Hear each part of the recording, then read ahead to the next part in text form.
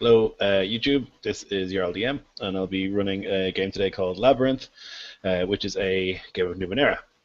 So I'll have my players introduce themselves, and if they want to do a character introduction, they're more than welcome to do that. We'll start with Andrew Knapp. Hey guys, my name's Andrew Knapp. On the YouTubes, I go by SR2Joker. Lots of RPG stuff. Check it out.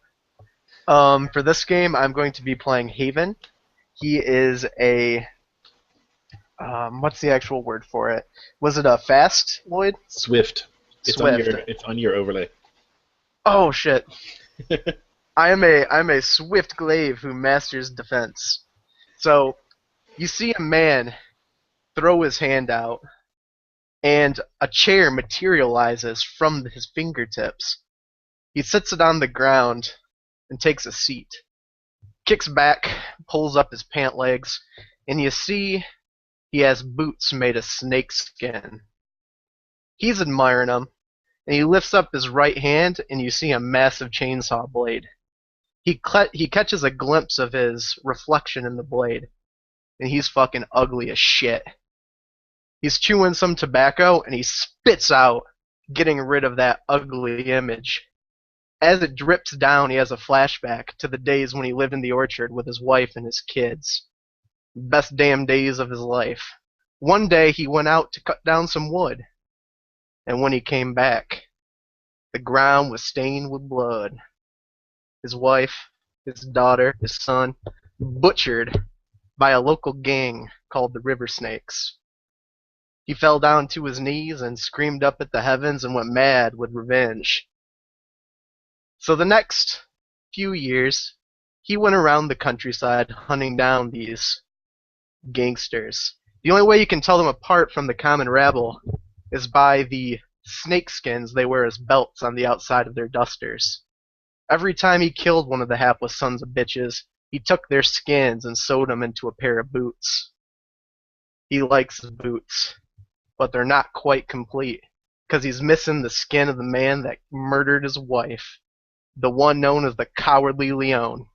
So the Coward Leon, he fled. He fled into a gigantic labyrinth. And Haven, the man with the chainsaw, he followed. Very nice. Okay, so Barker, you want to go next? Sure. My name is Barker. I am playing a character named Aurora, who is a graceful jack who hunts with great skill. And with every step that Aurora takes down this pathway, underneath his feet, the ground just dries up and freezes, frost-bitten. He's cold in every single way, physical, emotional. He doesn't speak. At least Haven has never heard him speak. They met at a crossroad tavern a long time ago. I won't go into that. His shoulder-length, dark matted hair that he brushes away with every step. His clothes, they could be described more as wild rags upon him. And there's something primal about him. It's not just that he doesn't speak. It's that it doesn't feel like he's separate from this realm. It doesn't feel like he's separate from this earth. He feels like he is just a manifestation of Earth itself walking upon it. When you see him step, it's like seeing a wave crash upon a shore. When you see him jump, it's like seeing bees whistle out of a flower. There's nothing separating him from the planet that he walks upon. And let's throw it to somebody else. Very nice. Ian. Right, I'm Ian from the YouTube channel Fantastic Dimensions, where I do a lot of live actual play videos.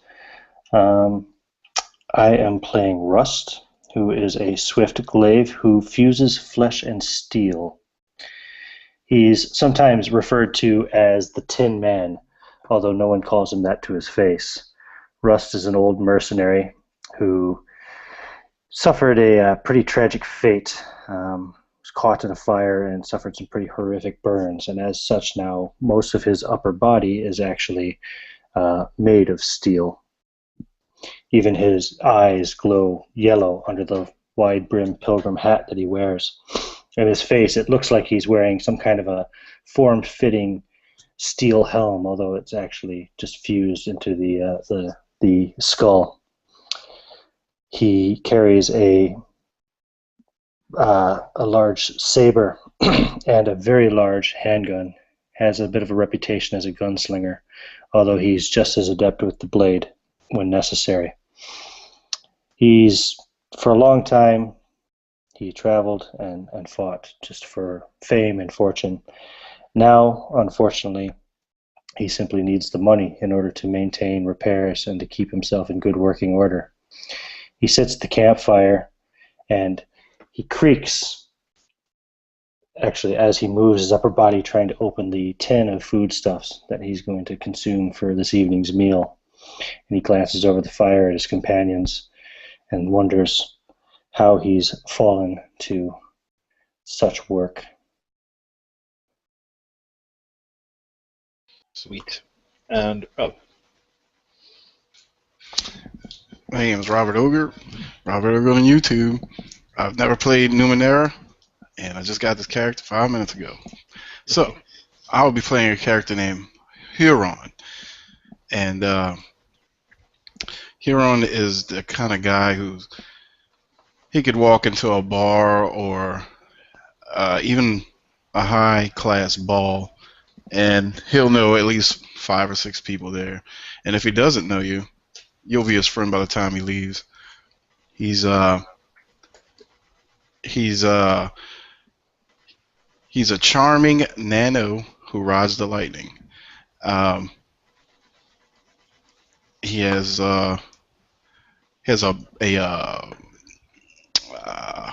like a metal box strapped to his over his shoulder, and it contains a book. And on the other side, he has a pack of batteries that he carries around with him. He also has a blade gun and a knife, and you'll find out the rest later. So will you, Robert. I will. It'll all become clear eventually. So you guys have basically come to this thing. You've been walking, and Huron, Rob's character, heard that there's this weird thing out beyond. So you guys are in the beyond. In fact, you're beyond the beyond. You're way, way out in the sticks, middle of nowhere kind of stuff. And you left a small town about a week ago, planning to just wander into the weirdness and see what you find. And this is the first thing that you found, and it is certainly weird, and it's certainly enormous.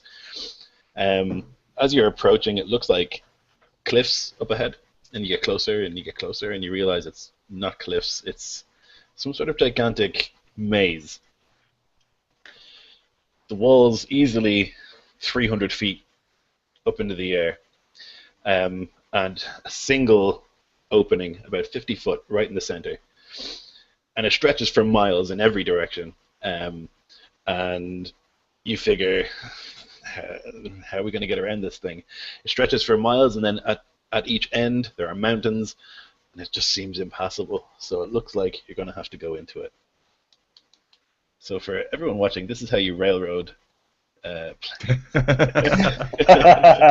called a one-shot. It's just a one-shot. Haven walks over to the closest wall and takes out his adhesive clamps. He sticks them on the wall and thinks about climbing it, but then realizes he's afraid of heights. So he leaves the clamps stuck to the wall and walks away in disgust. Okay. Good, excellent. Rust walks over to where the clamps are still stuck to the wall and observes them. Can I get them off the wall? That's a good question. Once they're activated, I think they work for like an hour. So he's trying to pull them off the wall. I think. Let me see. I think I might Creaking actually and just. rattling the whole time. I think they might just get stuck and stay there forever, but I'm not entirely certain. Tries to put his hands inside. Okay, so for 20 minutes, yeah, you're able to move them around. So if you put your hands on them, you're able to like. Take him off? Yeah, you can take them off. Cool. But- Put them in my pack then. But after 20 minutes, they no longer work. I don't know that, so I put them in my pack. I can sell them later. I need the money. I see Russ taking them, and I have a bunch of chew in my mouth, and I'm just like, better be careful with them, Russ. Fuckers are sticky. Don't touch yourself with them. That thought hadn't crossed my mind. So you're standing at the entrance to this enormous thing, and you see that. Aurora's going to check for tracks, if that's all right. I didn't say traps. I was like, Jesus. No, it's not going to be that game. I almost said traps, actually. So, tracks.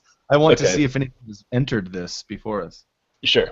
So you need to make a Great way roll. for us to learn. I need to make a roll. Let's learn the system. Let's Yeah, do so it. you need to make a d20 roll. The difficulty is going to be a 12, but because Does you're it mean I trained, have to get above or below?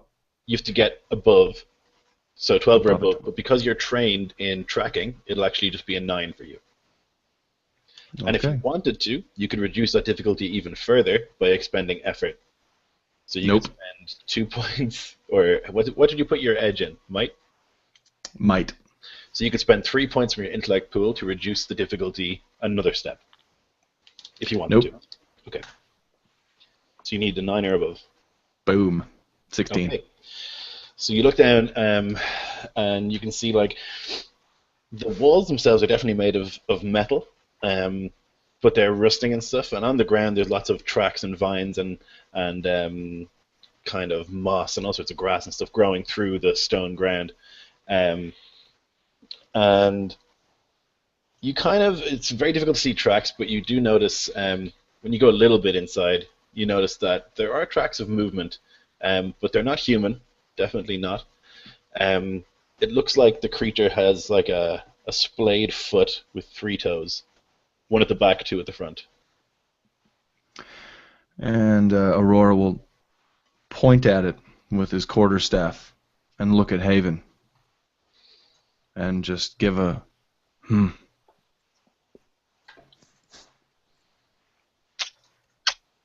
What we got there? Track of some kind of beast. What you reckon made that? Can I tell? Not really, no. You could do another Well, check I to would- see, but it's Nah. I'll just outline the 3 toes Mhm. and just look at Haven quizzically. I just look over at Huron and go,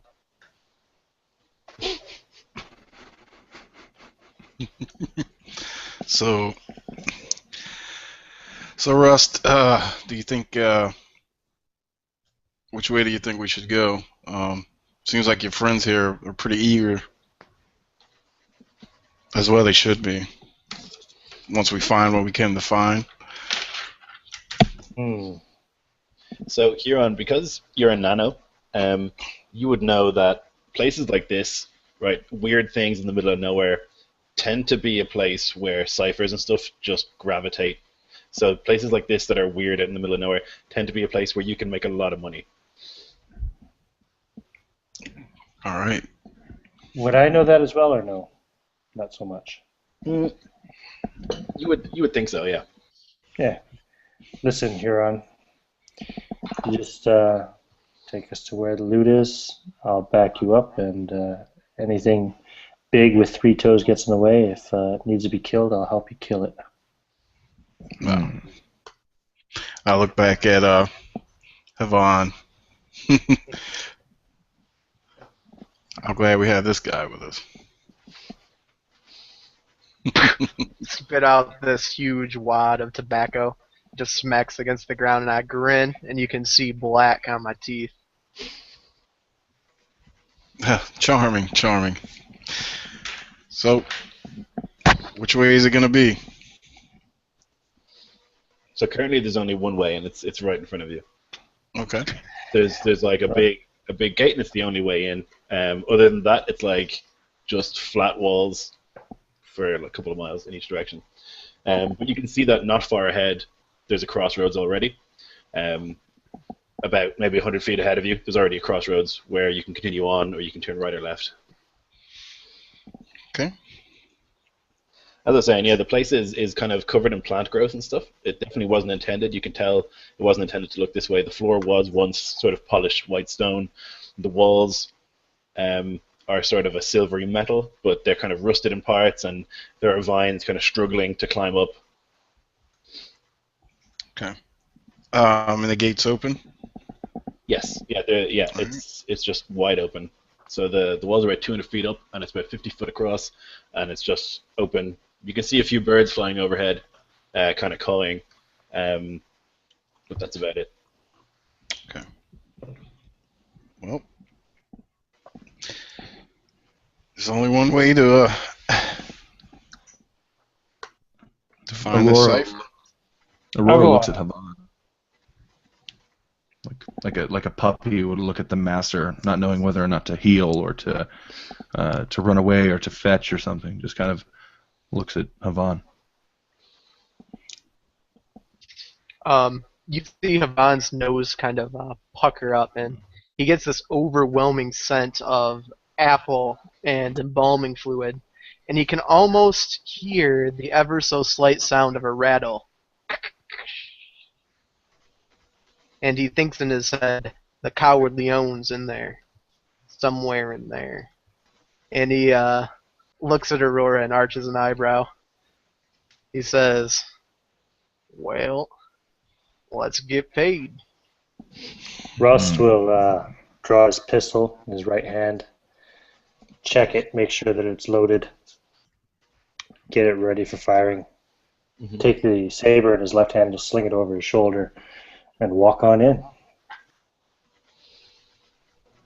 Okay. I follow. So, Creaking and rattling the whole way. Your footsteps echo pretty loudly in this place. So like as I said, it's really, really high, and once you kind of enter it a little bit, Yeah. it's very ominous as well. You know, there's no sunlight coming through. You're just in the shadow of these enormous walls, and your steps are echoing quite loudly. And about 100 feet in, you get to this crossroads, and basically up ahead, you can keep going straight, and you just can't see the end of where that goes. And then you look right, and you can't see the end of that. You look left, and you can't see the end of that. It just seems to go on infinitely in all directions. Mm. I'll just have a look down and see. I mean, I'm not a tracker, but are the tracks still obvious, or? Yeah, you can make them out. They're pretty deep, but they were actually going out. Okay. Oh, they were leaving. They were leaving. Okay, gotcha. Oh, wait. Yeah. So I'll walk up, and I have like this shiny black hat, and I kind of give it like a little tug on my brim, and a spherical ball kind of comes out of the top of it, and it goes to the right, and as it's going, you see a green, pretty much it looks like lasers going all over and the walls and the ground, all the way down to the end on the right. Oh, so this is your cipher, yeah? This is my my worn utility, which is a shiny hat that creates a tiny probe which moves a medium distance and maps and scans a large area. Yeah. Identifies basic layout, creatures, energy sources. Perfect. So yeah, this little ball flies out of your hat and just goes, speeds down and kind of scans the whole area as it goes. It goes for quite a while. You lose sight of it, and you're just kind of waiting for it.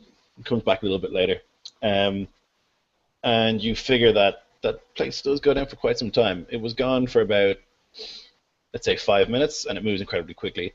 Down that right, it's basically a continuous corridor. It keeps going, but there are some turns, mostly to the left, but one to the right, and that's where you came from. But it turns to the right at some stage. You didn't see a door on the outside, or an entry on the outside. But it's basically scanned that whole thing. It didn't see any life forms or anything like that. Just more space, basically, with more turns. Okay. Could I do it the other direction? Is that allowed? So basically, the thing comes back and it reports this. You know, it kind of shoots it into your brain, an image of what it saw, and then just goes up in smoke and gone. Okay. So the ciphers are one-use items. You use them one time, and then they're done for. Okay.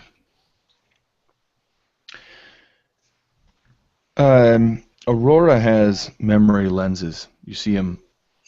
Is that you say it's one use? So should I do some roleplay dressing of him putting on his glasses, or is that like I need these for like a minute and then it'll save for like a minute of use? Let me see what they do. Like memory glasses? Allows the wearer to mentally record everything he sees for 30 seconds. Okay, I could have just read the 30 freaking book. Sorry, you could have my just bad. read the book. My bad. That's I fine. could have just read the book. I don't even have an excuse. I have the actual book. So, but you see him polishing a fine liquid onto what looks like a ring of sharpened, razor-sharp metal, and he's polishing this poisonous liquid onto it. Rust is very interested in that.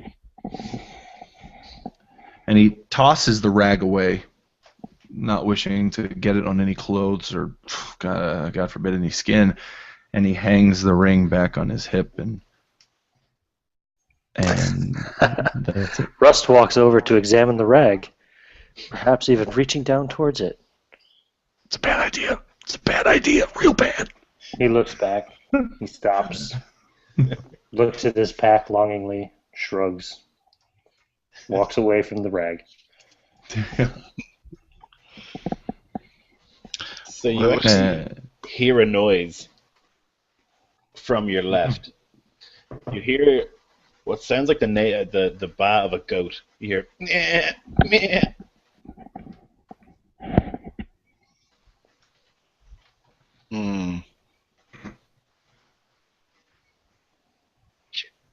Hey, you guys hear that? Aurora looks at Havan and says, "Ma." Sounds like dinner. Yeah. Which way did it come from? It came from your left.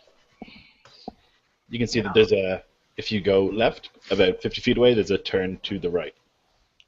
Downside is I am not very sneaky. You hear it again, and this time you hear a couple of laughs with it. You hear like, meh, meh, meh. So I pull out this pistol that looks sort of like a sawed-off shotgun, and it's got gears and lights and all kind of things going on it, with a bunch of with a huge clip of blades attached to it. I say, well, this is going to happen eventually. You see a gnarly black hand that's stained with oil and gasoline reach out and pat Huron on the shoulder. And I'm going to say to him really quietly, you better watch out. I've heard things about minotaurs and creatures that live in mazes. That's not all. You know what else I heard? And I heard this one time at a bar. And I'll admit, I was a few drinks in, but that old fella, he said things. And he told me, you kill a minotaur, and you can follow its blood trail back to a pot of gold. And Aurora goes, Rust attempts to cock an eyebrow before remembering he doesn't have eyebrows anymore. So I use my skill in my special abilities in pleasant social interaction and look at him and said, that old man told you a true story. So this is your show, Huron. How are you gonna divide up the Minotaur's horde when we find it? 4 ways. You help? We're doing it 4 ways.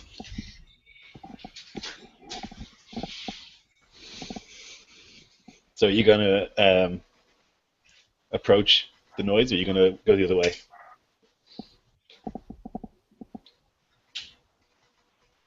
Hmm. Well, the right's clear, but this may be protecting something. Hmm? Meh, meh.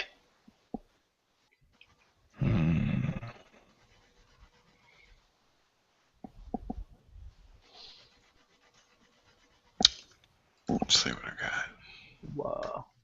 What's Aurora. your take on this, Aurora? You're a hunter of some great renown. And he will take those words as almost like a command, like fetch, and he will begin moving forward slowly, trying to huddle to the edge of the maze without touching it, being a complete phantom of silence. What do I do? If you're trying to sneak? Yeah. Okay. I'm going to set the difficulty, and then you roll a dice. So the difficulty is going to be just a 9, because no one is trying to look for you. And because you're trained in all movement, it's actually going to be a 6 for you. Hot. Let's do it. That's an 8. Clearly. Okay. So yeah, you're sneaky. You're very sneaky. You're Yeah. silent. And as you see The Aurora, boots are muffling. Oh yeah. So as Aurora moves forward, you notice that there's a glass ball that's circling my head, and it's speeding up faster and faster as he gets closer and closer to away from us. It's one of my artifacts and oddities. I just noticed on my sheet. Yeah, I think it speeds up when you get angry or something. Is that right? Yeah, when I get excited, it speeds up. Okay. So yeah, you're able to approach it pretty easily. It's easy for you. This terrain is not even that difficult, and you're very used to this kind of work. You get up to the corner where you can hear the laughing and the neighing. And you look around the corner, you see something a little bit strange. There's a bunch of men sitting around a campfire. Looking a little bit closer, some of these men have goat parts. Some of them have hooves, and some of them have the heads of goats, and some of them have like total goat bodies. Like there are goats there with the men just hanging around the fire, and you can see that they're like neighing and also talking as if it's one language. And one of them says something, he says, and that's when I meh, and then they all just like meh, meh, like laughing at him, having a great old time. So they're just sitting around this campfire. Is this something I've seen before? Yeah, these are called margers, and they're kind of abhumans, which are mutated humans, but it's like a well-known type of mutated human that it's like a proper subset, Right. Okay. They tend Aurora. to be aggressive. Oh, go ahead. They tend to be aggressive and pretty violent. Aurora will put on a pair of circular sunglasses that where the lenses just bend and conform completely to his face, and he presses a small button on the side of them, and it begins recording everything. And when this is done recording, he presses that same button, takes them off, and tosses them back so his fellow members of this party can see the you said four members? Oh, of the goats? No, there were Yes. quite a few more. There was actually closer Closer to what? to 10. Closer to 10 Yeah. human/goat creatures, and he tosses the glasses back. So 2 of them are actually goats, or they seem to be just goats, and then kind of in various degrees from there, some of them are really close to being fully goat people, and some of them are close to being normal humans that just have like hooves instead of feet. I presume that someone picks up the sunglasses and takes a look at what I see. Yeah, I'll grab it and hold them up and kind of usher those guys around so we can all look into the lenses. These kids and their memory lenses, man, you just can't get them out of their face. So when I see these goats in my head, I'm 100% convinced that this is a minotaur, and I point down at the lens and I actually smudge the inside of the glass with the oil, pointing at the biggest one, the half man half goat, and I say, there's the minotaur chieftain herein. You want the minotaur horde? We gotta take him out. So I grab him, I take a look at him, and I immediately know what these people are, Mm-hmm. and I show them to Rust. You think these guys are going to be a problem? Well, I think the 4 of us. No, I don't think they'd be a problem if we don't want them to be a problem. And he takes a look at his gigantic handgun. It's like a 60 caliber. He says, "You want I should start shooting?" I look over at Havan and say, "You ready to go get that gold?" Oh, well, I'm ready. I got 50 tabs and 50 cities. All right. I cock my gun blade. I'll fire. Start walking up the. Start walking. Well, we're not there yet. Yeah, Oh, sorry. you gotta get to the corner. Yep. Oh, Start walking up the path. Sorry, I got kind of cut out in the middle of the encounter, so I didn't realize No problem. how we were saying this. It's all right. Are you guys gonna be trying to sneak up as well, or are you just gonna be walking? Aurora would honestly throw his razor ring, this ring of sharpened metal, before they even reached it to preserve the stealthiness. Okay. Yeah, I can't do stealth. And Aurora knows that. Clang, clang, clang, because we have a Cylon walking up the pathway. Really. Clang, clang. So you're throwing this ring coated with explosive poison. Is that right? Yes, it is coated with explosive poison. I can't wait to see what that does. Yeah, I'm very Me excited. too. Never played this game. Me too. Okay, so you're gonna make an attack roll. So to basically there's one target which is harder to hit, which is the big minotaur goat man. You've got me thinking it now. the big goat man, because he's wearing actually wearing armor. The rest of them seem to be just wearing clothes, and the goats are really easy to hit if you want to kill a goat. You know, I would. Oh, well, I would go for the big guy. Okay. There's no one else I'd go for. Okay, so then you need to try and hit him. His target is a 12, so you need to get a 12 or higher to hit him. If you want to, you can expend some effort to lower that difficulty. Okay, so basically I roll a d20, and this is for all the viewers who don't know how to play Numenera, as well as myself. I roll a d20, I add my modifier, correct? You don't have a modifier. Okay, I don't have a modifier. Okay, There's no there's modifier, a right? space for modifier. Later Okay, on, you all might right. get some if you level up and stuff, but at level 1 anyway, there's no modifiers. So you'll roll a d20, but before you roll it, you can decide to expend some effort to make it easier. So I you would can like say- to do that. Okay, so then you would. Your edge is in might, is that right? My edge is in might.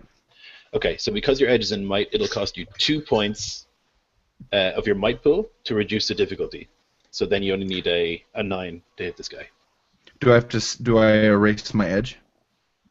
No, your edge is permanent. It stays there. Okay, great. Yeah. All right, so I have to get a 9 or above. Yeah. Rolling the dice. Nope, I was going to pick the percentile dice just to be a jerk, but I'm not going to. Okay, D20. Come on. Yes! Okay.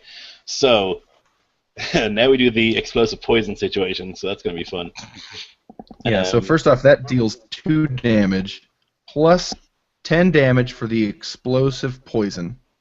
Wow. And then I have to roll a D100 to determine the means of detonation. What game is this? That is a 4, and that means the detonator is activated. Wait, what? Oh, so basically you throw the blade, and then you can choose to activate the blowing up process. So you throw the blade, it does its light damage, right? You like fling it, whooshing, hits him in the shoulder, and he's like, meh. Cena. And then you can activate the detonator whenever you feel like it. You know what? I would do it right away. He's surrounded by his own people. I would just blow that guy up. Okay, you do. Oh, good God. 10 damage. That's him blown to bits. It's him blown to bits, and I'm going to say one of the goats next to him also just explodes immediately. So you like fling this ring coated with this weird poison, just hits him in the shoulder. He's like, meh, meh. And he's confused for a second, and then you like press a little button and just splat. Just goat parts all over the wall. And there's just meh, people panicking, goats panicking. It's chaos. And Aurora lets out a little. So now we need to roll initiative. Now that I've heard explosions, I know I'm free to charge in. Yeah. Clang, clang, clang, clang. So how does initiative work? I have a skill in initiative. I'm trained in it. Right. So you roll. You have to beat their difficulty. Their difficulty is 9. If you beat it, you go before them. If you don't, you go So after. when you say roll, we just roll d20, yeah? Just unmodified d20. Yeah. If you're trained in it though, you reduce the difficulty. So you need a 6. I'm trained and I got a 16. Right. You're going first. Looks I like. got a 9 and I'm trained, so yeah. So yep. Cool. I got an 18 untrained. Very nice. And what about Aurora? Aurora has vanished. Aurora has an 11. Okay, grand. So you'll all go before them, the poor bastards. Okay, so because you rolled highest, Huron, you will go first. Okay. Okay, so. Huron. Oh, sorry, Okay. go ahead. Okay. Yeah. So I'm gonna aim and pull the trigger of my blade gun that I've been holding so tightly Mhm. at the closest goat guy Sure. who is full of goat guts. Yeah, they've all been just covered in, like, he didn't so much explode as in, like, turned into paste. It was just like a red cloud appeared and just everything is covered. So yeah, to hit, you need to roll to hit, but because it's a light weapon, it's going to be a little bit easier. So you usually would need a 9 for these guys, and you'll just need a 6 to hit. Okay. Come on, dice stream. All right, 15. Okay. So yeah, your light weapon always does 2 damage. So if you want to describe how you shoot them. Okay. Yeah. So as I walk up on the scene of gore, I take a smell, and it kind of smells like this ancient recipe from the 19th and 20th century I read about. It's called gyros, and I squeeze the trigger, and this blade it's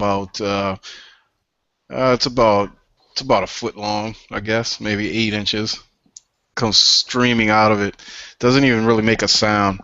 Just kind of whistles through the air and catches one of the goat guys on his neck right here. Kind of takes a little chunk off and just sears right through him. Nice. Yeah, he just in agony. I don't have much variance in my goat voice, so I think it all sounds the same. But Yeah. I'm working on it. I'm working on it. And we need Chepe in here. Yeah. So yeah, you shoot this guy with your blade gun. So then it'll be Havan or Haven or Haveen or whatever you want to say. Haven. I think Haven. that's the canon Okay. for it. I got no clue. I pronounce it differently every time too. Havon, Haven.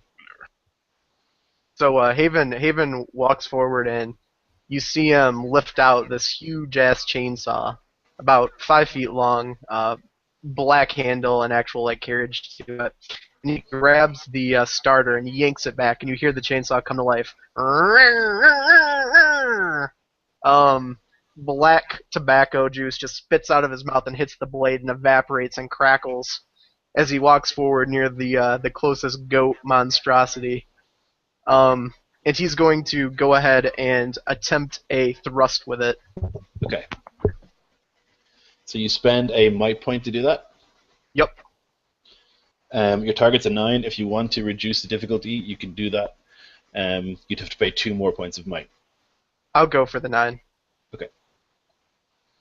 I got a 10. Nice. Okay. So you have it's a two-handed chainsaw or one-handed It chainsaw? is. Two-handed. Okay. So yeah, you kill it. So you can describe it if you want. Okay. So as I thrust forward this chainsaw, you actually see me rotate my hands inwards like this, flipping it like I'm actually like juggling the chainsaw, and it spins and strikes this goat right between the chin and the shoulder, up against the neck. And you just see all this black ichor and blood just shoot out in this gigantic gout, straight up in the air, drops almost reaching the top of the labyrinth. And I come down with my hand and start forcing it down as the goat's eyes turn white, and eventually end up cutting it in half from shoulder blade to the opposite hip. The goats are just in a total panic. The goat men also panicking. Just like you hear shouts of why, what's happening? What did we do? Just murder descends upon them. So then it's going to be Aurora again. So you got a surprise round basically, but it's going to be your go again. Aurora pulls out a 5-foot bow staff and runs into the fray, jumping onto a wall and jumping off of it straight towards the nearest goat or goat man. I don't discriminate. Whichever one needs the most killing most recently. Okay. So you make an attack roll? I'm going to do that. This is with the spear, is that right? Actually, I have a quarterstaff. I lost the spear, Okay. and I rolled a 1 anyway. So. Okay, so as you try to kick off the wall, it's kind of slippery and you don't expect it, and you just instead of kicking off it, just smash into the wall, and you fall on your ass on the ground. And even in all the panic and everything, one of the goat men just points and laughs and goes, and everyone's really embarrassed for you. Then it's going to be Rust's turn. Right, so Rust finally comes around the corner, clang, clang. How many goats are still alive? You've killed 1 so far. We've only killed one. Well, then there's apart from the 2 that were exploded. So there's about 7 left. Yeah. And I look at my pistol, and I remember I only have 12 shots. These guys don't look particularly tough. So would I have time to charge up to 1 and attack with my sword if I were to put my pistol away? He's going to do that. He doesn't want to waste the ammo on these little goat men. So I will charge in, clanging the entire way with my saber, and make a saber attack. Okay. So you said that's a difficulty class of 9? Exactly, yeah. And if I want to spend, would it be speed or might? It would be might. You can spend. Might. You have an edge in might. I have 1 edge in might, so I could spend 2 points to reduce that to 6, right? Exactly. And sorry to ask this, but how do we regenerate those dice pool points? So you can take a rest, and then you regenerate 1d6 points. Good to know. I'll go for it then. I'll spend 2 to reduce that, and here we go. All right. Nice. That's a 12. Okay. You nail him. That'll take him out, so go ahead and describe it. So he comes around the corner, looks at his pistol, sticks it back in the belt, shifts the saber from his left hand to right as he charges up to. He'll charge up to the goat that his friend Aurora just attempted to attack, and brings the saber in a cross slash right across the neck, and it attempts to make one of your horrible goat sounds, but can't, as its entire trachea is slit. Yeah, it just falls to the ground. Falls gurgling. The enemy are totally in disarray. They weren't expecting. They were just having like a quiet chat, and then their boss exploded. See, lads, that one will bleed out nicely, and we can use the meat. I'm pretty sure you eat engine oil, but sure, look. The goatmen are total disarray. So the goats, the remaining goats, just try and run away. They're just like not engaging in any sort of fight. But the goat men stand up and they take out like pipes and a couple of knives and stuff, and they start to advance. I'm sorry, Lloyd? Yep, As the goats run away, do they make a sound? they do. I would like to hear it. Meh, meh. Thank you. There we go. Okay, we're good. They do indeed make sense. They're terrified. And then the goat men get up and they all attack Aurora for some reason. That's meta. All right. So no, 3 of them are going to rush over to Aurora because she's on the ground. They saw her or him fall over. Is it a him or her? I can't tell. He. Okay. Aurora's a What do you girl's think? name. No, Aurora's a princess's name. Okay. Right. Okay. He has fallen on his arse after It's the attempting. It's the 29th century, Lloyd. Stop judging, okay? Yeah, I mean, come on. Okay. Because you fell over, they're like, okay, this is an easy target. They rush over and they try to swing. So you're going to make 3 speed defense rolls. And the difficulty is going to go up by 1, but you're specialized in speed defense. So it'll be a 9 that you need. 1 hits. Okay. So 2 of them just try and swing these big lumbering like lead pipes at you. And even on the ground, you're able to just like, boom, wham, jump out of the way. But one of them, as you jump out of the way, casual little stab in the shoulder, and you'll take 4 points of damage to your might pool. That blows. And he, Like it does. meh, in triumph. Yes, he does. Blast. 2 of them rush to Haven and are going to try and stab him with their little kind of. One of them actually has a vibro blade, and the other one's just got a little knife. So you need to make 2 speed defense rolls. Alright, so you said I was trained and specialized. What do I have to beat? Oh, like 3. Okay. I got this shit. I certainly hope so. 9 and a crit. Wow. Okay. So not only do you dodge out of the way incredibly well, but actually, do you have something you think would be like appropriate? Because you get like a major effect when you crit. Do you have anything that makes sense? Because I'll just have them hit each other or something. I could pull out the chain on my chainsaw and garrote one as it goes by me wildly.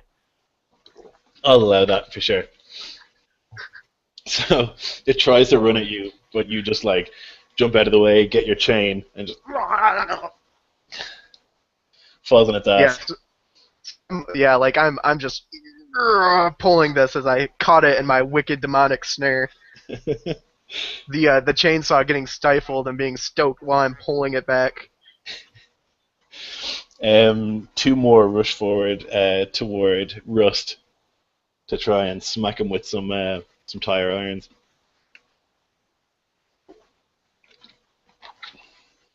So that's you, Rust. You got to make 2 speed defense rolls. Sorry, I'm muted. They're coming up. There we go. 14 and a 7. Okay, so one of them will hit you. Just really kind of brutal smash in the knee with this sort of club, and you'll take 4 points to your might pool. Ah, my servo. So that was 4, 7. That's it. Okay, then it's back to the top of the order with Huron, who managed to not get hit. Okay. So so I have to actually charge my electrical powers, right? It says You don't have to charge them straight away. You can use your powers to charge your ciphers, but if you want to use magic, you can use a thing called Onslaught, which does 4 damage, and you like blast them with electrical powers. that's what I want to do. Mhm. So you said that there were like 7 of them left, and all 3 of them are attacking. So yeah, 7 of them, 7 of the goat men were left. 3 are on Aurora, 2 are on Haven, 2 are on Rust. Man, I'm gonna electrocute somebody. Okay.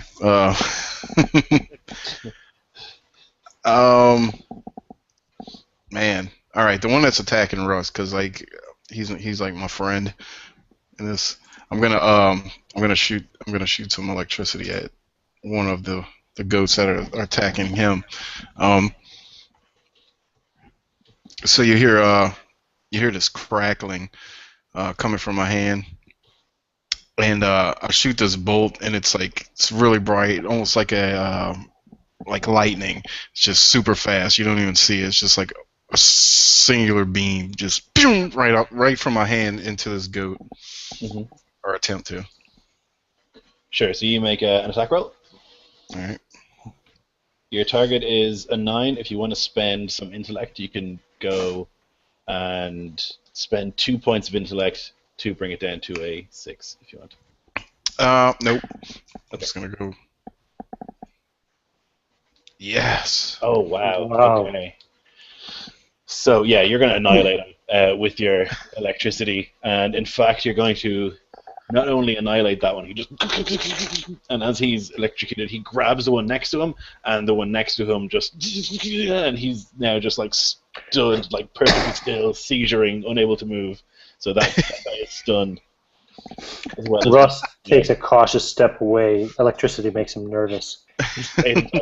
Yeah. And as this happened, the little glass ball that's flying around my head is like super fast right now, and it kind of sounds like a what do you call that? Oh man, nothing. It's really loud. Yeah. I'll flash you a metal smile and tip my pilgrim hat in your direction.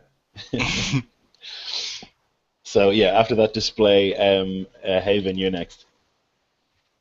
All right.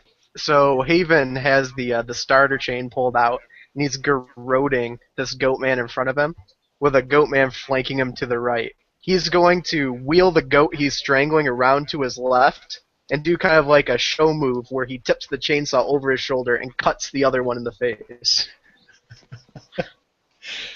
Okay, I'm going to increase the difficulty by a step, because that's pretty showy. Alright, I'm going to spend 3 might then and take it down a step. Okay.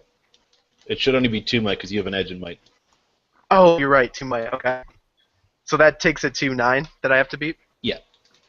Okay, come on. Do it. 18, Do it. I did it. Nice, you did it, and you do an extra point of damage. Actually, you do 2 extra points of damage. So that's just another dead goat man. So go ahead and describe it. Alright, so while I'm choking this goat out on my left, I fling the blade of the saw back over my shoulder, and you see smoke just explode up in this cloud that looks like a screaming face as skull matter just blows out of this goat's head, and he falls to his knees. And the saw is just stuck in it, cleaving it in half. Tooth matter, gum, just flying all over the place. And Haven just grins with black tobacco liquid all over his teeth as he watches the goat in front of him get choked out. Very nice. Aurora, you are next. Aurora's trying to defend himself from this goat that's just like I see it as it's just trying to lash out at him, at his face, but Aurora's got him by the horns maybe, and he's grabbing the horns and he's going to try to smash it into the wall, smashing this goat head into the wall of the labyrinth over and over and over again. What do I need to roll? I like it. Okay. You just need to basically make an attack. So I will say it'll just be a 9. It'll be from your might pool if you want to spend points.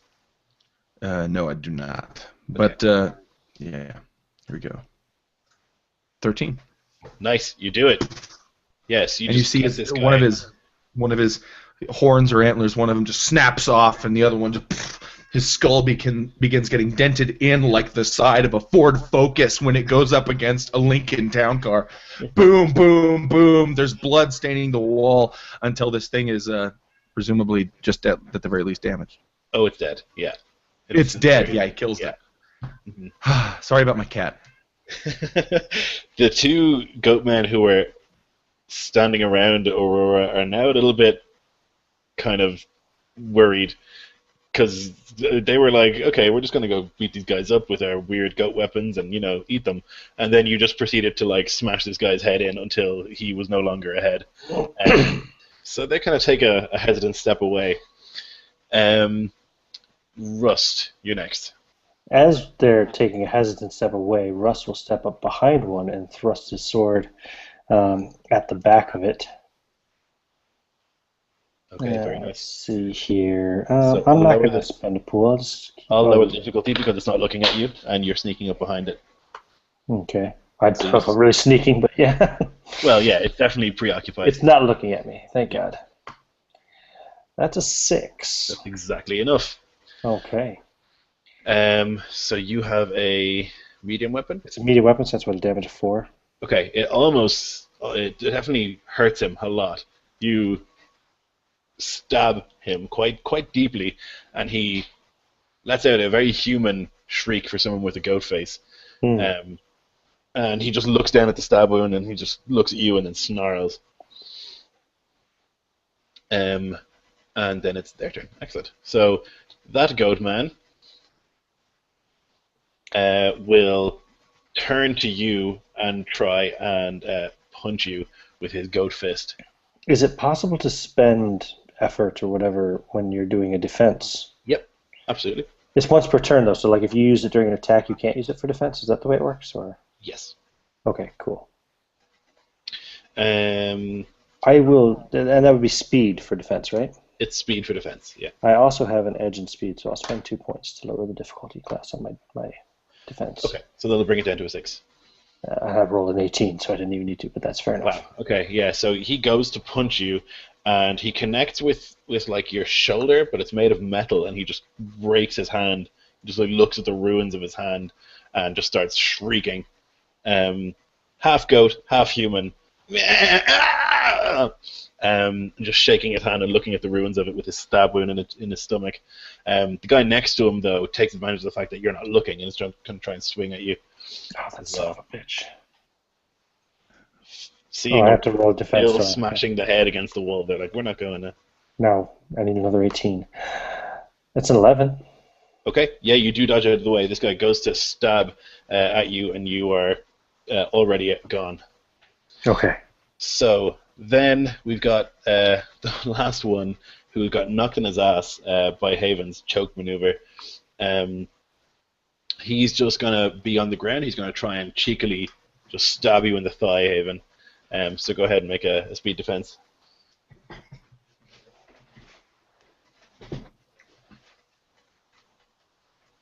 That's you, Andrew. Oh, you're muted. Oh, sorry, I'm muted. 18. It's just one attack, right? Yeah, just one. 14. Okay. Yeah, so you dodge out of his way too. You guys are rolling like animals. So yeah, he goes to stab you, and you just look down, and you just step easily out of the way. Maybe spit some tobacco on him. And he'll spend the rest of his turn trying to get up. Can I turn the one I'm choking into his blow? Yeah, if you make a sweet roll, go ahead. Give me a might roll. Do it. Do it. 9. No, I don't think so. So you like he goes to stab you, and just after he's done that, you think about it, and then you like bring the guy around. But it's too late. Damn. Okay. Huron, you're up again. Just 3 left. Okay. I'm gonna like looking at all this. Like, yeah, I use my electrical power and blew this dude up, but they're like beating their heads in and smashing them and things like that. So it's like I want a little hands-on. So I'm gonna run up to one of the goat guys, grab him by his goatee, put my hand on his face, and attempt to electrocute him. Oh, nice. Oh, yeah. All right. Oh, Ooh. 6. 6 is not enough. So you like put your hand on his face and you concentrate, and the energy just won't come to you. You're like, yeah. You get like a little bit of static electricity, and as you pull your hand away, you see like the fur in his face kind of lifts up, but you don't actually do any damage to him. Lloyd, do you remember when you said we were doing really well in our rolls? Uh-huh. Eat shit, man. I just hacked Dice Stream there in the Yeah. So Haven, you're next to act. Okay, who's the closest to me? There's Lloyd. one guy on the ground. Okay. Can I use my attack to finish off this dude I've been choking for like 20 seconds? Yeah, sure. Alright, let's do this. Critical success. Okay, yeah. So Yes. you can kill both of them. So however you want to describe that, that's fine. The guy on the ground and the guy you're choking. Alright, so as I'm choking this guy out, my arms go up like this. I'm doing like the King of the World thing from Titanic. Only I'm hanging a man with the chain from a shotgun. My silhouette looks like a tree with a person hanging from a rope as I'm just mangling this dude. The chainsaw, I let go limp again and fall on my shoulder.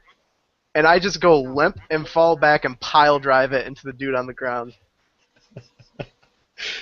And it's just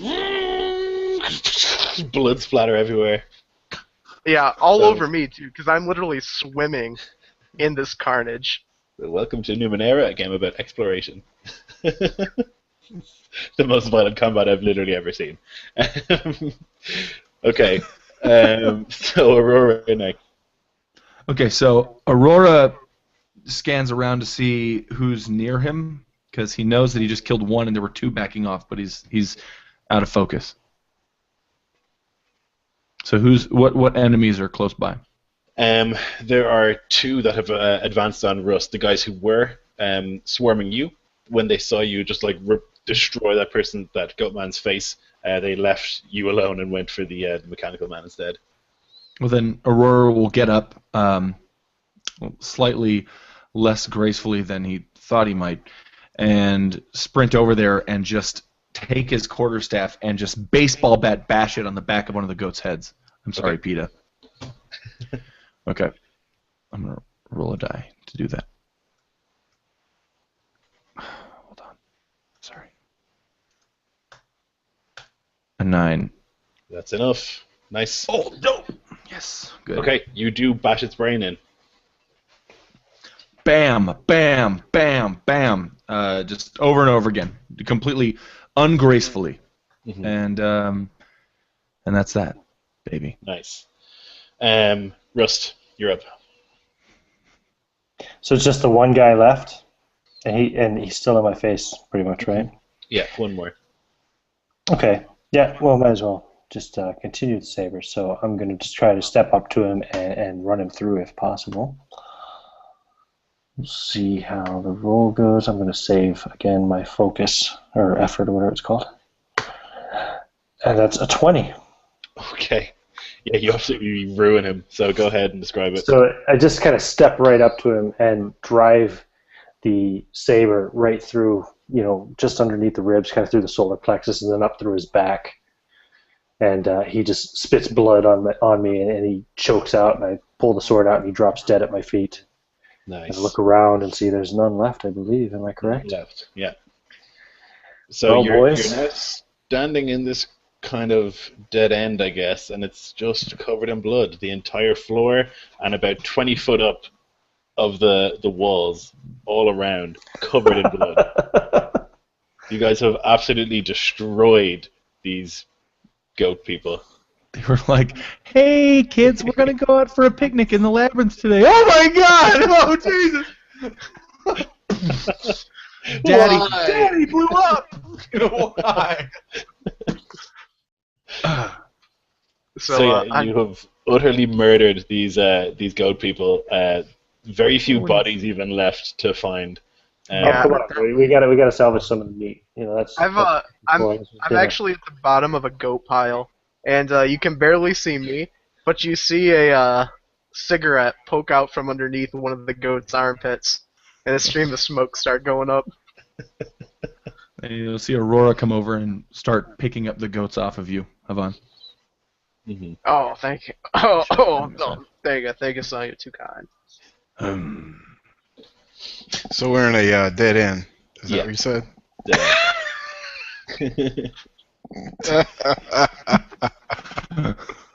Yeah. Yeah, so I turn around and tiptoe through the the sludge back into the corridor. You can see there's a couple of tents and stuff, so you reckon they were probably staying here. Like just little huts, tents, that kind of thing. Cooking utensils around a campfire. Don't do that, Lloyd. He's totally running with the picnic plot hook. I'm gonna get up, like my joints just cracking, because I'm kind of worn out after that. And as I get to my feet, I walk over next to the fire at the campsite, and snap my left arm out, and you hear click, click, click, click, and a chair materializes. And I sit it down, and put both hands behind my bed, and just start teetering back in it. Woo! Woo! Killing makes me tired.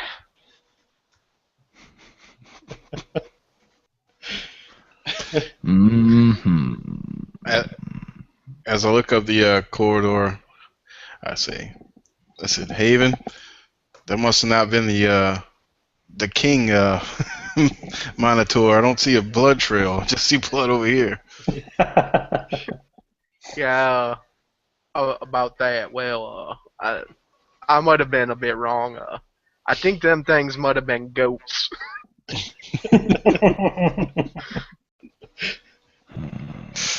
Whatever. Meat is meat. Anybody got any salt? So, I mean, you can have salt if you want. You can definitely, like, if you want to take some goat meat, I mean, there's plenty of it. And Yeah, go ahead. Aurora will hand you. Go ahead, Robert. Oh no, I was gonna say they're all dead anyway. You can go ahead and dig through the huts, and they might have a little something in there. And Aurora will pull out 2 cubes, which in the daylight just look like they're emanating cold. And he just holds them out to Rust, and kind of motions toward the meat and motions toward the freezing properties of these cubes. Are you saying you're gonna freeze the meat? Is that what you're saying? I was. I rolled the freezing cubes randomly, bro. I swear to God. I know. Yeah. That's cool. Yes. And and Aurora will say, "Freeze the meat." Perfect. And that's it. So you guys get a ton of meat. You won't be wanting for rations anyway. You've got several goat. I mean, if you want to eat goat men, you can do that. But there's at least 2 dead goats that seem to be just goats. Goat man causes indigestion.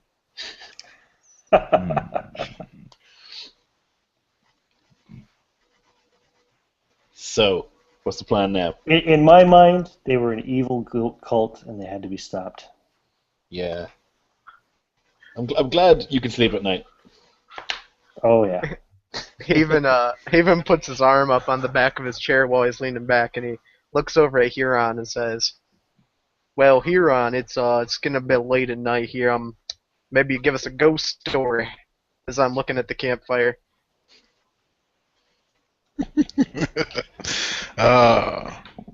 Well. I think we should get going here before it turns night. Oh, come on here. I know I'm a glutton for story.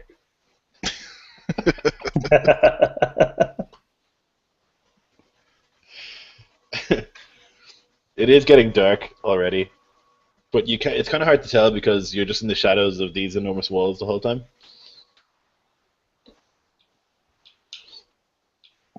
So what's the plan? You want to chill here and like have a rest? Do you want to continue on? Is anybody hurt? Well, I mean, I've used up Mhm. quite a bit of effort, you know. How does this recovery thing? It's like You can recover straight away, like as an action. You can do a recovery, so you can do that now. Roll d6. If you take 10 minutes to rest, you can roll another d6. And then after that, it's an hour, and then after that, it's like more hours, and then it's it just keeps getting more. and it just increases in increments until. And You how get do you get another those D6. recovery rolls back? Is that for a day or Until you do a long rest, like a full night kind of thing. full night? Okay. Well, we could just spend an action then to recover some points, so we don't really have to sleep here to Yeah, recover. you can That. take 10 minutes to get 2d6.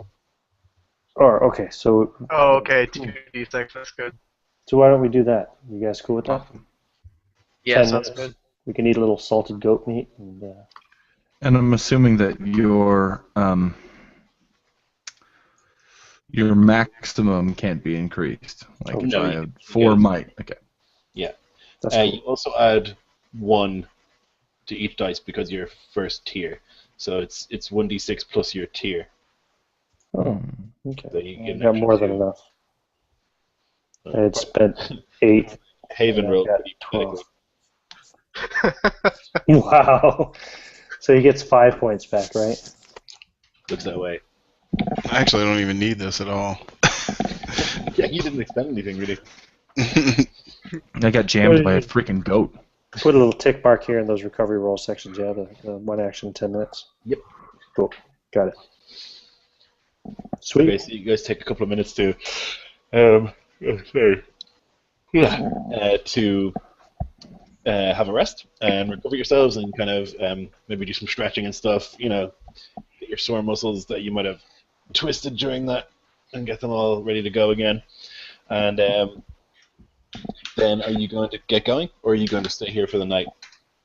This is a dead end. It looks pretty defensible and there's a nice little camp set up here already. So Well, I don't know. What do you guys think? Should we move on? I mean, how well lit is the night sky? I mean, will we be able to see, or will we be kind of walking blind at night? it would be dark.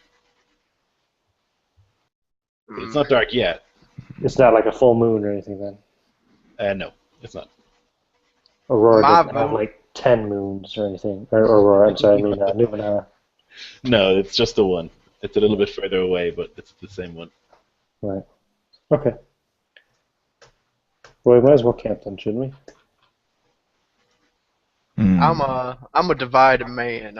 Night's good for killing, but it's good for sleeping. Hmm. So what's the plan, guys? I bet that traitorous dog Leon has a campfire. I bet I'm gonna smell his foul apple, motherfucking stinking embalming fluid ass all the way out here. Maybe I'll skulk out by myself at night and pay him a little visit.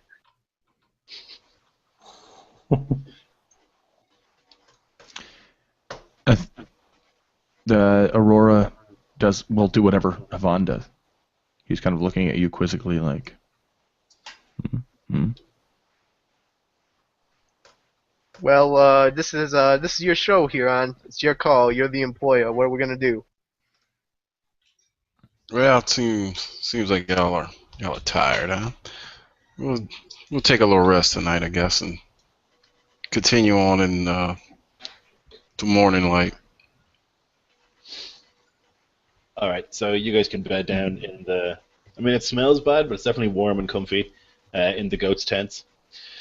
And looking inside, you actually find a little weird thing. You find this like a little cube, little crystal cube, in one of the tents.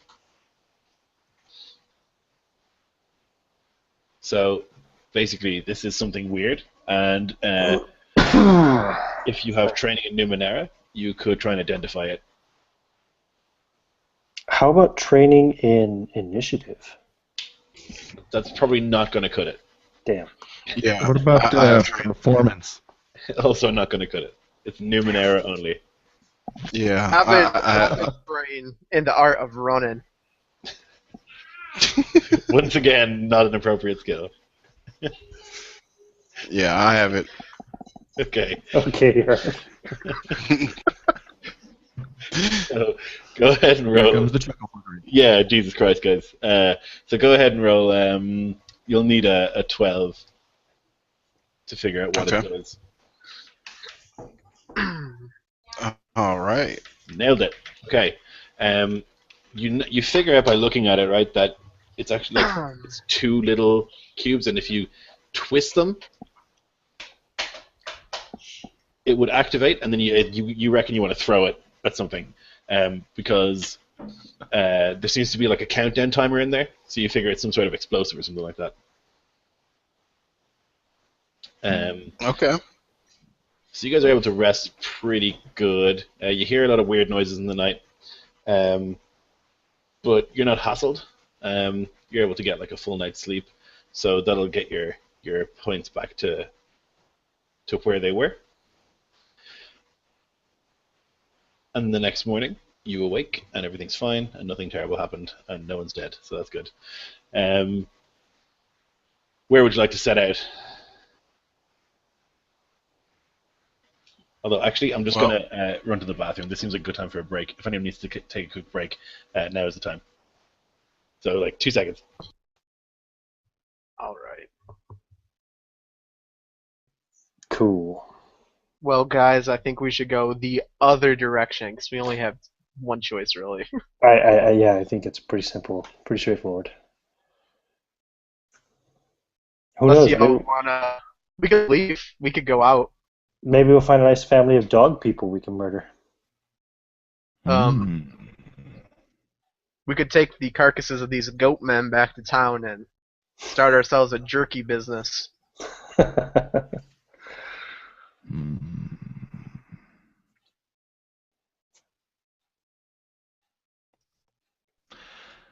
Aurora will check for tracks. Very good. I'm gonna Okay. be like tending to my chainsaw. Are we on a 2-minute break? Did I miss something? Yeah, we're on break. Okay, that's like, all right, well, he got tired of us already. Shit. I think it was when we started naming off skills that weren't appropriate skills. He's like, Yeah, fuck I think this. I need a cigarette. Fuck these guys. Right back. All right. Yeah, So- that was pretty bloody. Yeah, is it always like this? This is. No, the last Numenera game I played wasn't. And I played a serial killer in that game. Nice.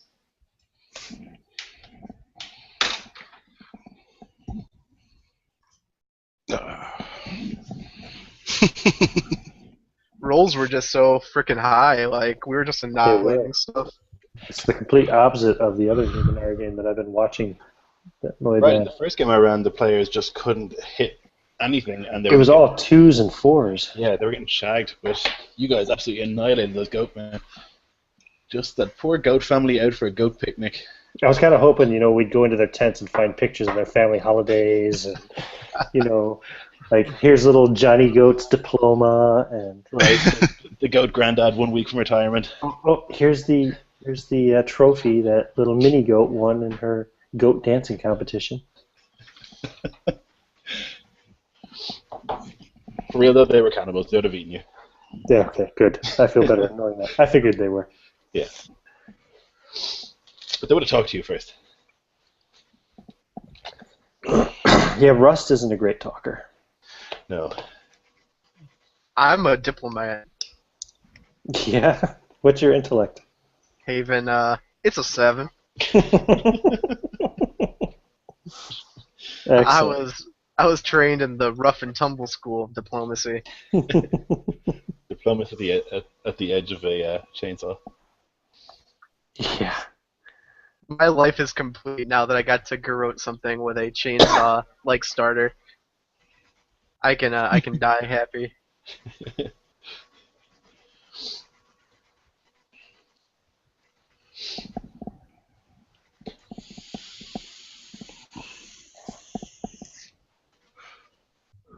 So yeah, there's a.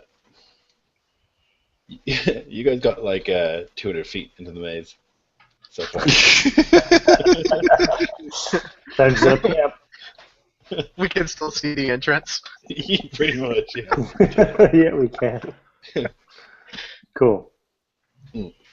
Okay, so the next morning you wake up, everyone feels good, and you like leave that little dead end. You turn back towards where you came, but now there's a large wall in the way that definitely wasn't there last time. Where the way, like the way out, or the way way out. that we were going to go originally? The Or, way out. you know. So basically, you came in and you turned left, and when you took that turn, that little intersection is now closed off by a wall. Nice. And now there's a ceiling too. You guys are completely trapped in here. You really have to go through it. This is awesome. I'm not sure that Rust even notices. He's just got his mind on going the other way. Yeah. Aurora's smacking it with his quarterstaff in different places. It's definitely solid. Exactly as solid as the rest of the walls. It doesn't sound hollow or anything like that. And it's bizarre. You didn't hear any sort of. You would expect if it moved a sort of very loud grinding noise, but you heard nothing.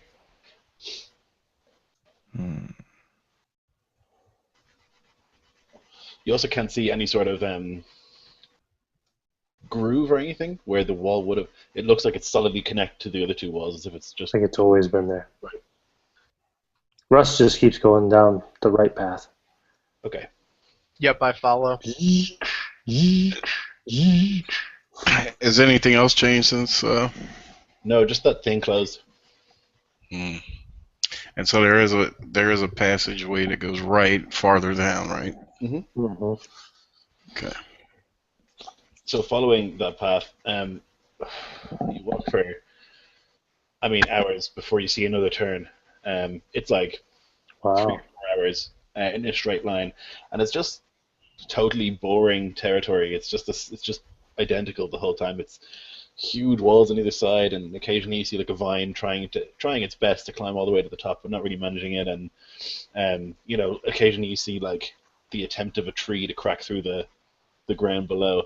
But generally, there's very little going on. It's quiet. It's eerily quiet. Occasionally, you hear a bird call overhead, and then up ahead, you'll see another crossroads. And in this crossroads, there are some things, some creatures. There are 4 creatures, and one of them looks like this. Like, Dear God. maybe they're friendly, Haven. Should we parlay? The others, I will attempt diplomacy, y'all. the others look like this. There's 3 of them, and one of the other thing. Shit. They're wearing stilettos.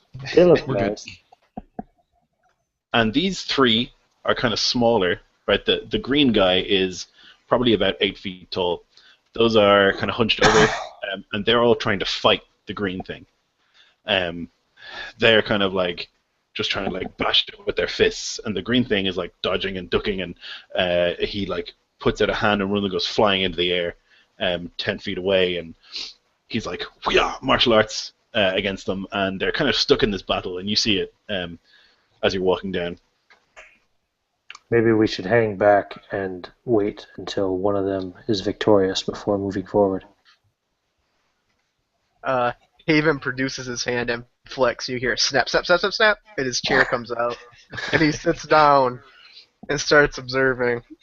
Rust sits down kind of Indian style on the ground and starts cleaning his gun. Aurora will stand Sorry, next to Havan. Nope, that's it. Okay. They continue to fight, and you can see that the green guy is getting worn down. He's like trying his best to like keep them at bay. Occasionally, you feel like a and you feel it almost in your chest, and one of them goes flying into the air. But they land really easily, and they charge again. And eventually, the three of them jump on. They start bashing and beating it, and then they just start to they grab it and start to drag it off in a direction off to the right. Cool. They don't take any notice of us. Mm-mm. Put my gun back together, reload it. Played that one smart.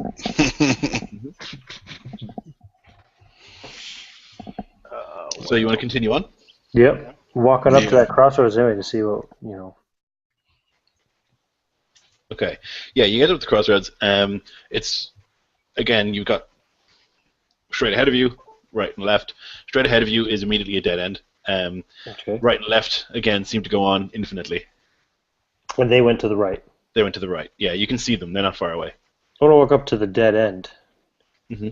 and just check it out, just to see, because it seems to me that things are not always what they seem in this labyrinth, so Mm-hmm. go up, push on the wall, check it out. Yeah, it seems pretty solid. It seems as solid as all the other walls. Again, you can't see anything connecting, any grooves or anything. It looks like it's always been here.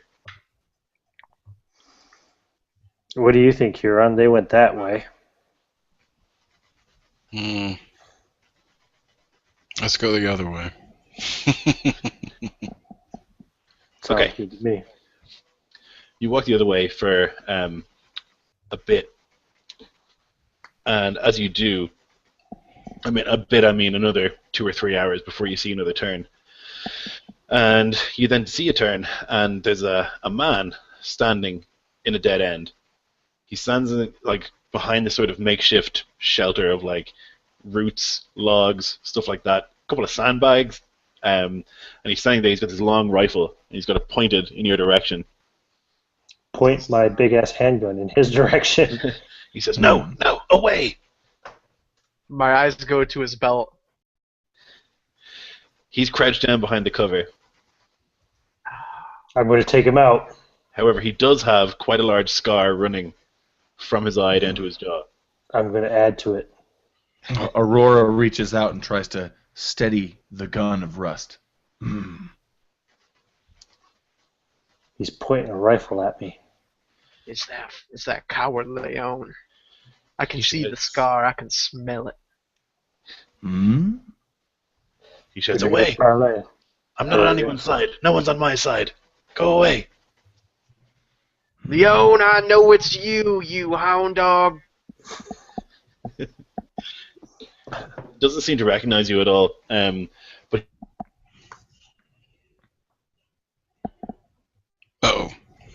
Uh-oh.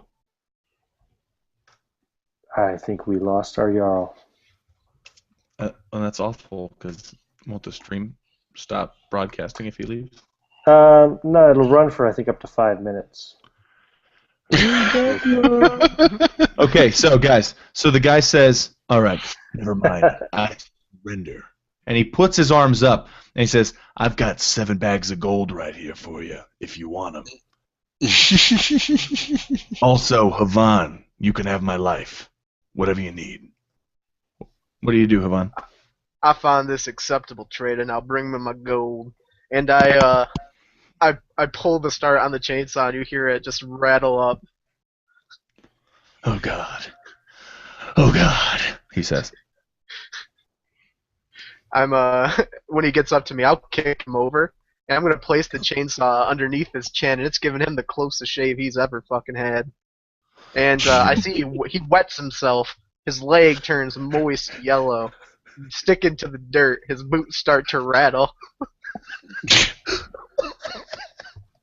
He's crying. Yeah.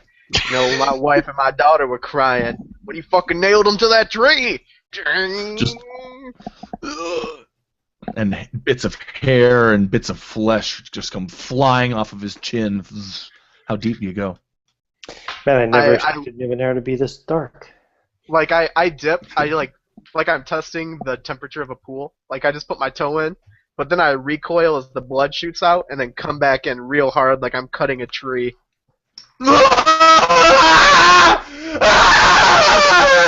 He lets out a blood-curdling scream. And like I'm getting down there, my mouth is open, blood's getting all over my face, in my mouth. As I lift the chainsaw up, and you can see the blood glistening, and I come down again.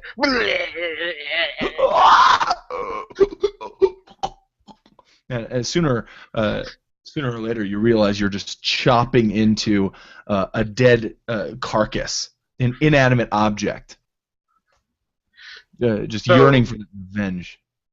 The blade pierces through into the ground and starts to smoke, and I let go of it and stumble back and fall on my ass. And I'm looking forward like I saw a ghost. My daughter and my wife, and they're standing in front of the carcass, and they have their hands out, and they're telling me, no, don't do it, no, it's not worth it. But I'm a worm, and I crawl back over, and I grab that saw, and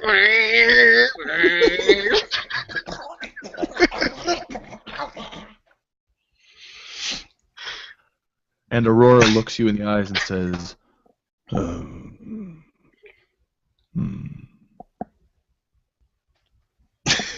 So is this canon, guys? Is this canon? Does this stay? God, I hope so. I think you should probably have to make a roll. You want to make a roll for it? All right, let's say as long as I don't get a 1. Yeah, because that'd make everything bad. I think Aurora should have to roll not to puke. Yeah, he will. He will. He doesn't puke often, but this is a special occasion. Oh, he pukes. Yeah, he really throws up. Now Lloyd's gonna come back and he's gonna be like, "Yes, Leon." I'm like, "I let him go."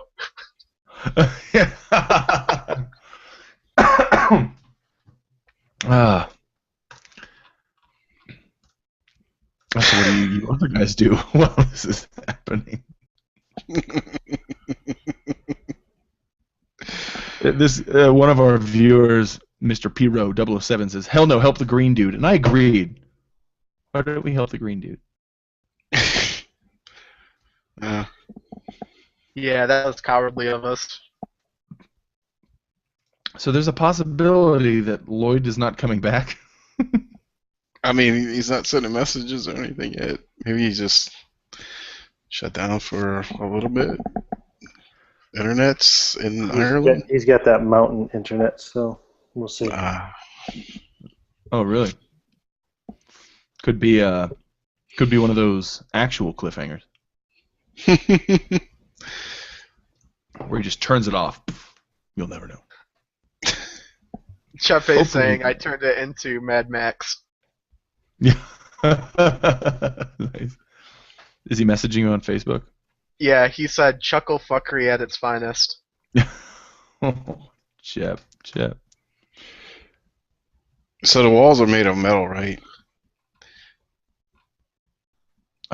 I don't know. For some reason, I thought they were stone, but sometimes I don't pay attention very well. Yeah, I was under the impression they were stone as well, but... Ah, damn it. Because I was going to shoot my electricity, like all that I have, into the walls and just see what happens. Anybody close to the wall will get shocked. Actually, I was going to do that in your pool of blood for a minute, but I decided not to. Oh, man. Everything would coagulate. Yeah. I like that you use the word coagulate. I always use that word to mean things that it doesn't mean. Like, look how these 3 rivers coagulate into a lake. No, that's not what they're doing. Like coalescing, but they're not like rivers of vanilla latte. Like, they don't just coagulate. This is really sad. I live in the same city as Lloyd. I've been gaming with him for 6 months, and I don't have his fucking phone number. Holy shit, y'all live in the same city? Yeah. What? What city is that? Dublin. Never heard of it. It's the fastest growing city in the world. Really? Dublin every day. Damn. Every Mind day in blown. Dublin. That was dumb. Dublin. It's pretty crap, really.